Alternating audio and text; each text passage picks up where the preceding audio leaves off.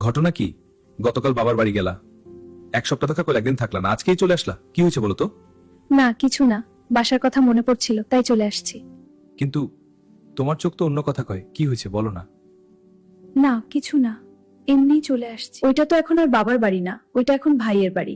কালকে যে গেলাম বাচ্চা কাচ্চা নিয়ে, ভাবছি কয়েকদিন থাকবো, কিন্তু ভাবি দরজা খোলার সাথে সাথে মুখটা কালা করে ফেললো। বুঝতে পারছি। আমি তো কিছু বুঝিনি, আমি মনে করছি ভাইয়ের সাথে অথবা কাজের মহিলাদের সাথে ঝগড়া করেছে অথবা তার মেজাজ খারাপ হয়েছে, কিন্তু সন্ধ্যায় যখন খাওয়ার সময় হলো তখন ভাবি নিজে নিজে একলা খেয়ে চলে গেল, আমাদের ডাকলো না। কেন তোমাদের ডাকেনি? না ডাকেনি, পরে ভাই এসে আমাদের ডেকে খাবার দিয়েছে, আমরা নিজেরাই খেয়েছি। রাতে ভাবির রুমের পাশ দিয়ে যাচ্ছিলাম, তখন শুনি তারা ঝগড়া করতেছে। ভাইকে ভাবি বলতেছে, তোর ভাগ্নিরা যে আমার সোফা নষ্ট করছে, তারা জীবনে এত দামি সোফা চোখে দেখছে। বুঝলাম। আরে এগুলো নিয়ে মন খারাপ করতে হবে? আমি আছি না, আর তুমি আমার কাছে আজীবন থাকবা। হ্যাঁ, আসলে পৃথিবীতে জান্নাত হচ্ছে স্বামীর সংসার, তাই তো আর দেরি না করে সকলেই চলে আসছি।